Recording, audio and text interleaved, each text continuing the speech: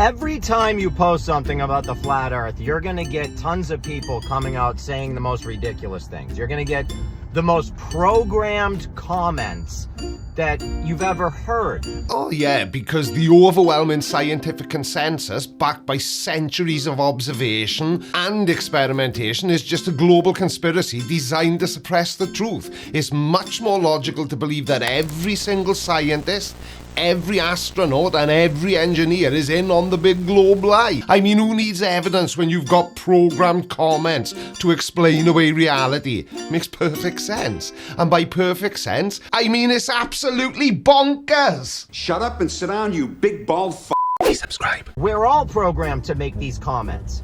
Okay, I used to feel the same way about flat earth. I thought people were absolutely morons if they believed in the flat earth. How can you believe in a flat earth? It's the dumbest thing I've ever heard. Brilliant.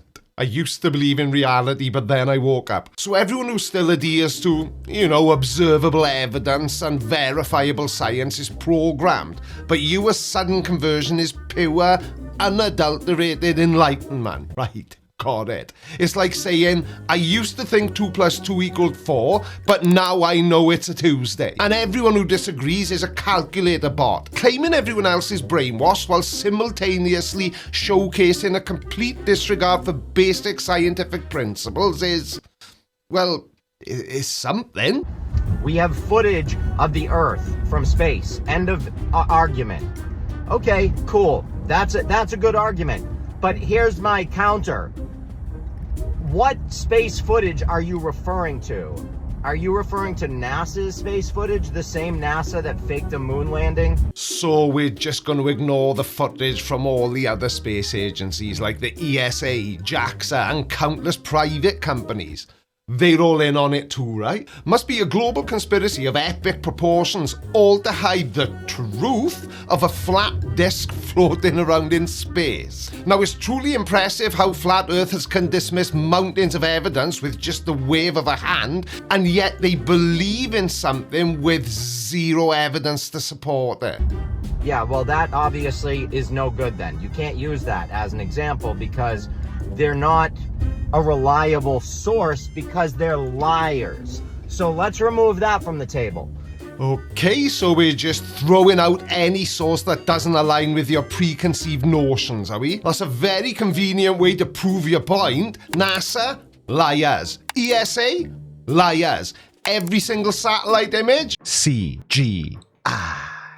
You're all like children covering your ears and going, I can't hear the evidence. How about Elon? Is he trustworthy?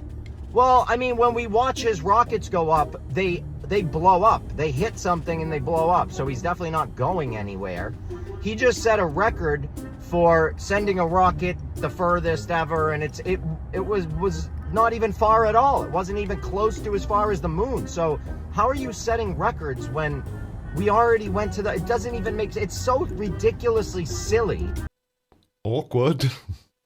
But yeah, Elon Musk, the man who's somehow both a master of deception and utterly incompetent. And utterly incompetent. You knew what I was trying to say. His rockets blow up. Well, yeah, space exploration is hard and sometimes rockets do explode. Maybe that's why it's called rocketry and not perfectly safe and predictable sky ridey. Am I going to trust a Chinese space agency? Why would I? I have been programmed as a child to not trust China, to not trust Russia. All of us have. So why would any of us then trust their space program? So let's discard all the data from Roscosmos and the CNSA because they are the enemy, even if their data agrees with every other space agency in the world. I mean, who needs international collaboration and scientific consensus when you've got good old-fashioned xenophobia to guide your beliefs? It's not like science is a global endeavor or anything. We have been taught that everything that comes out of countries like that is propaganda.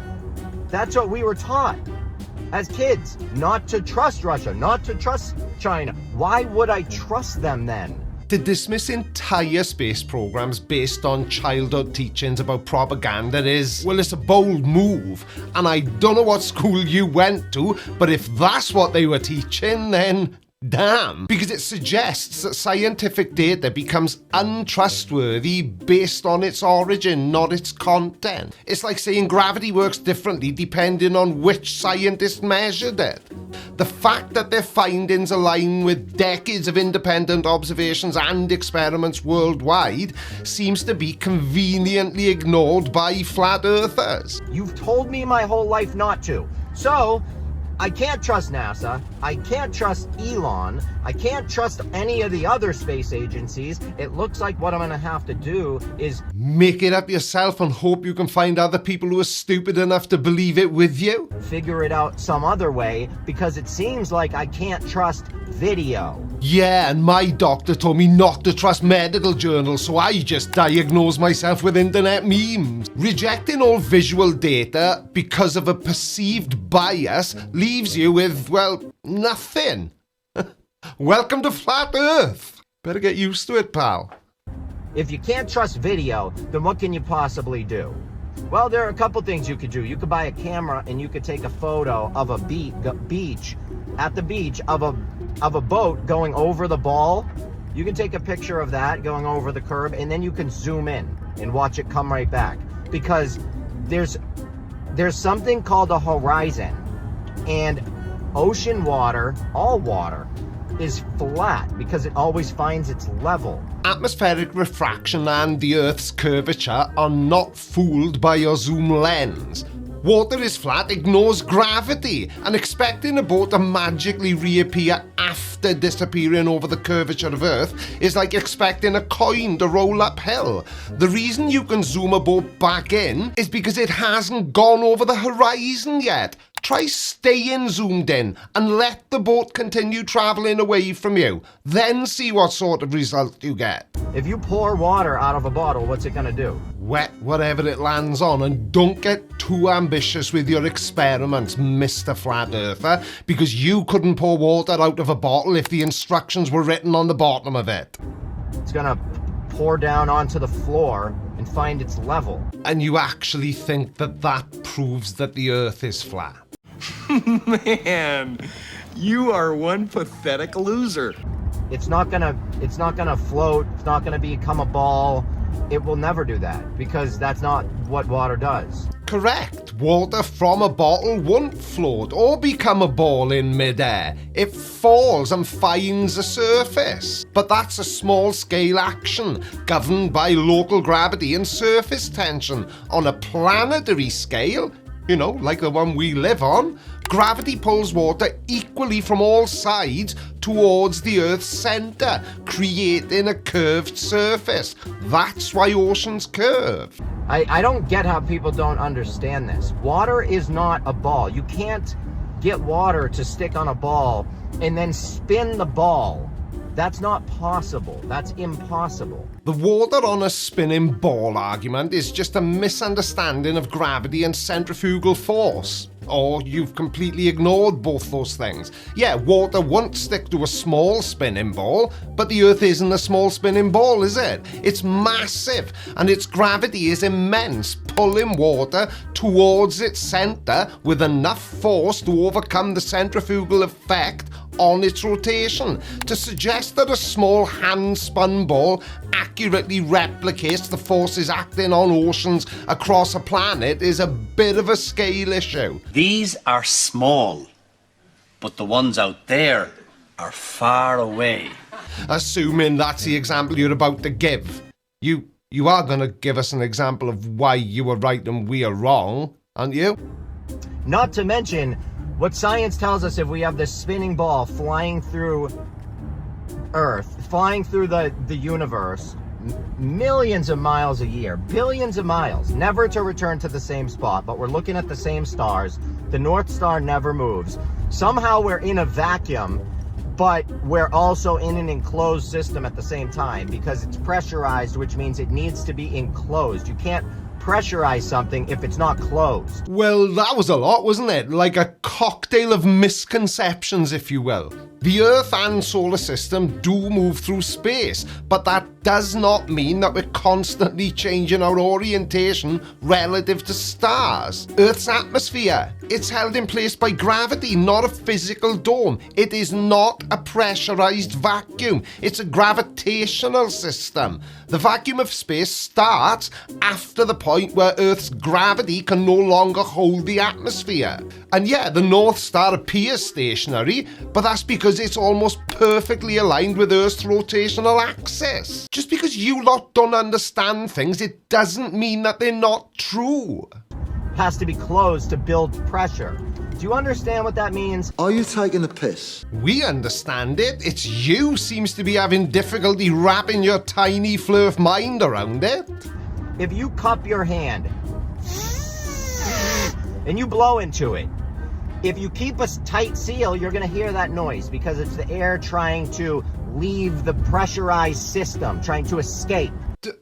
That is so incredibly stupid. I can't even think of anything funny to say back to him. How on earth do we have a pressurized system in a vacuum of space? Hello? Can we start using common sense? So when people start to say to me, like, you're an idiot. No, yeah, you don't know anything. Dude, I relearned all of your precious science. I relearned all of it. It's all ridiculous, kind of crazy. Then I relearned the other side of the story because we all know there are two sides of the story. I agree there are only two sides to this story. There's the flat Earth side, then there's the side that gets everything right and can predict things. And if you're not gonna be able to sit through this other side of the story, you shouldn't even listen to the first side. If you won't listen to my unsupported claims, you can't understand the truth. But science isn't a story with two equal sides. It's a process of evidence-based discovery. One side is backed by centuries of observation, experimentation and rigorous testing. The other, well, it's not. Demanding equal consideration for unsupported claims is like saying the flat earth theory deserves equal space in physics textbooks. Well, ha ha ha. It's not about sides, it's about evidence. You Cupid stunt. Don't listen to anything. What, like you have? No thanks. Just, you're better off blocking your ears and leaving. And how's that working out for you? Because it's a good way to avoid critical thinking, but not a very effective way to understand reality. If you're not willing to hear both sides of the story, and you know why I can confidently say that is because you're an idiot, and rather than face up to that fact, you've decided to ignore all the evidence that shows how much of an idiot you actually are. Just, thinking out loud, really. if you're not willing to listen to both sides of the story in any court, the judge will kick you out as a juror. Because you're supposed to be able to listen to both sides. See, now this is another way where flat earthers show just how disingenuous they are. It's not that we won't listen to the evidence that flat earthers present. It's just that once we look at it for ourselves, we can very quickly see that it's invalid and usually absolutely insane. You know half the story and your half is fake. So, yay for you! It's really sad, man. But not as sad as a grown man making YouTube videos claiming that the earth is flat. You're just closed-minded and you're just gonna judge somebody like that? You're an idiot, you don't know anything. What do you know? Well, I feel like that was a bit of a personal attack because I do just that. Really? What do you know? I'd love to sit down with you and download your brain for a minute, because I have a feeling you don't know that much. Oh, the irony! It's too much! Because if you knew a lot, you wouldn't be saying that. Saying what? That the earth is a globe? Well, I say that because that's what all the evidence shows us. Because you know how you learn in life is by opening your ears and shutting your mouth and listening to other people and then reading to see if what they're saying can be confirmed. That's how you learn. Then why do flat earthers do the exact opposite of that? Because that's why they're flat earthers, because they will not listen to all the evidence that shows us with 100% certainty that we live on a globe. Because the joke's on you at the end of the day.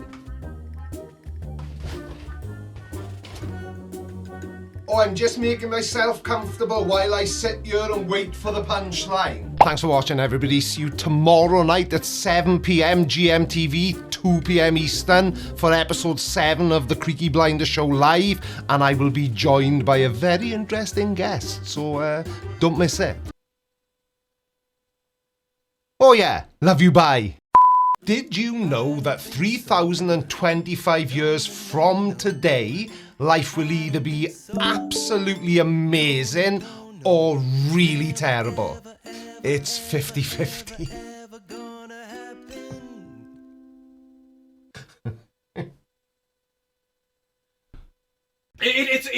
That's all, folks.